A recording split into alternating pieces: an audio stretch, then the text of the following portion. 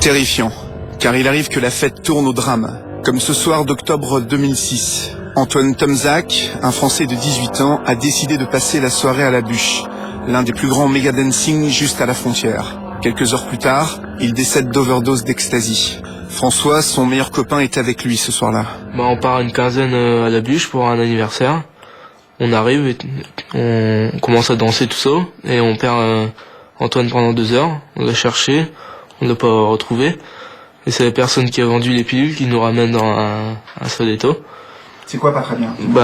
Fort enflé, avec les yeux assez gros. Quand tu dis qu'il est pas bien, il parle plus, je crois. Ouais, plus trop. Donc on décide de sortir avec un autre copain pour lui faire prendre l'air. Et sachant que les videurs c'était pas très commode, ils l'ont mis dehors. Il est sorti. Du coup on sort. Il avait déposé à côté des chenilles à chien par terre, même au sol.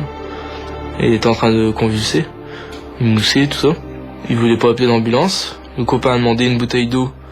De bouteille d'eau est jamais arrivé. Du coup, le copain décide de l'emmener à l'hôpital. Donc le videur a dit mettez-le dans la voiture, ça ira mieux. Donnez-lui un peu de coke peut-être que ça ira mieux, tout ça, ça va passer. Il rentre Antoine dedans, mais comme il était tout ready, il rentrait pas dans la voiture. Ils ont donné un coup de pied dans le bas du dos. De là, il s'est encastré la tête dans le carreau. Il y a eu du sang, tout ça. Ils ont refermé la porte.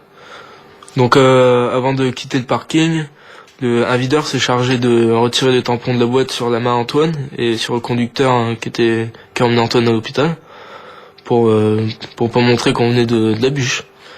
Et il est mort en arrivant à l'hôpital. On a perdu trop de temps. Enfin bref, ouais, quoi. C'était la première fois qu'Antoine allait au Mega Dancing? Ouais, c'est la première fois.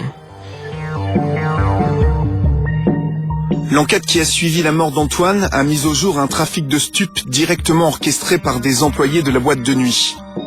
Pourtant, la bûche est restée ouverte.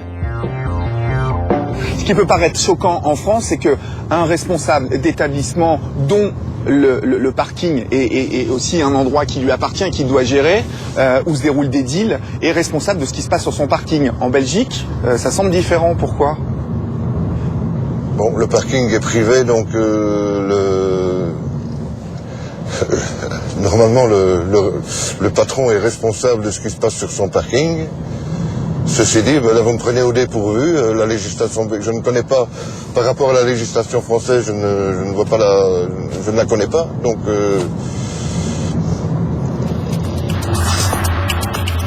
Si en Belgique comme en France, les patrons de discothèques sont pénalement responsables de ce qui se passe chez eux, difficile de prouver leur responsabilité directe lorsqu'un accident mortel survient. À ce stade de l'enquête, la direction de la bûche n'a pas été inquiétée. Nous avons joint au téléphone l'un de ses responsables. Est-ce que vous vous sentez concerné par la plainte de M. Tomzac suite à la mort de son fils Vous êtes là? J'ai pas changé ma façon de voir les choses en disant que c'était bien triste de ce qui est arrivé, quoi. Il faut pas vouloir chercher ma responsabilité à tout prix dans le comportement des autres, hein. Dans le comportement d'Antoine Tomzac? Dans le comportement des autres, celui qui boit de l'alcool, il sait où ça le mène. Et qui prend le volant, il sait où ça mène. Celui qui consomme de la drogue et des produits illicites, il sait où ça risque de le mener.